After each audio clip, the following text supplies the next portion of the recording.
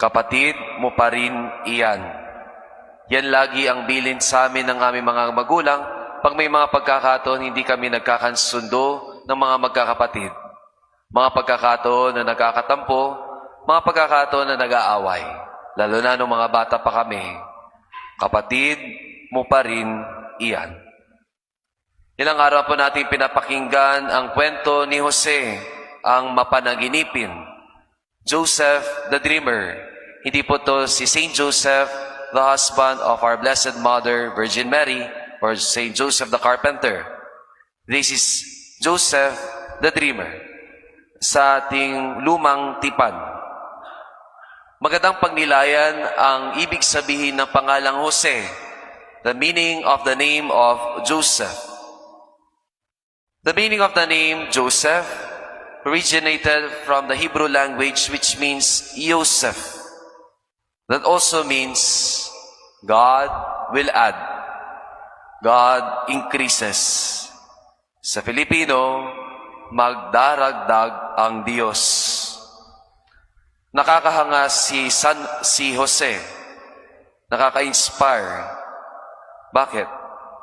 Kahit sa mga pagkakasala at sa mga maling ginawa ng mga kapatid niya, ay lalo niyang pinatawad ang mga kapatid niya at binasbasan pa sila.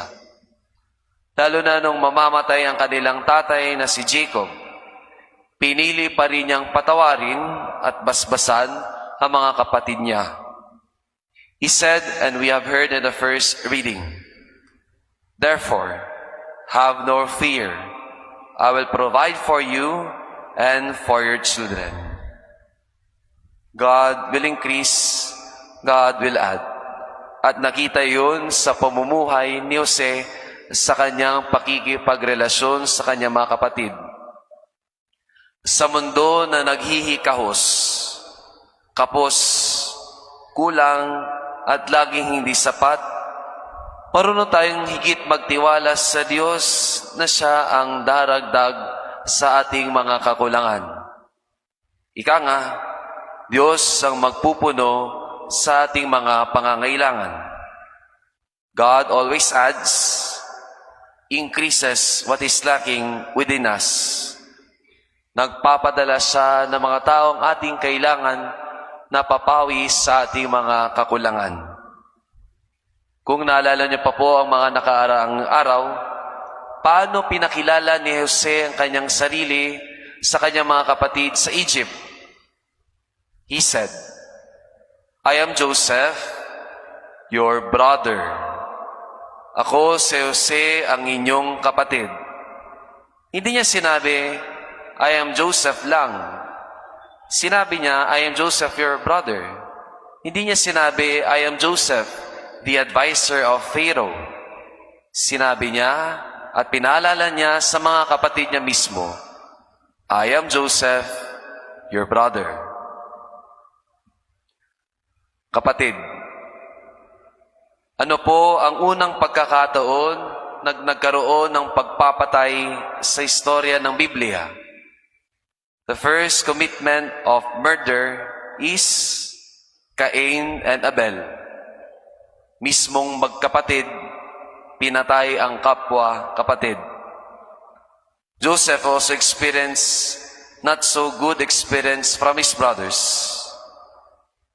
Imbes na plinano nila na patayin siya, but eventually, they sold Joseph, their brother, as a slave. Pinatay at ibinenta. Sa panimula at pambungad ng ating Santa Misa, pagkatapos po nating magtanda ng krus, ano ang binabanggit ng pare? Dear brothers and sisters, let us acknowledge our sins. Mga kapatid kay Kristo, lahat tayo sa pamilya ng Diyos ay magkakapatid. Kaya tanong ko sa inyo, will you be like Joseph that adds or increase, or deducts and subtracts? Mga kapatid kay Kristo, tayo ay nasa iisang pamilya ng Diyos. Na matunay nating ituring ang bawat isa sa kapatiran sa tahanan ng Diyos. Kapatid mo pa rin ang bawat isa. Now in silence we pray.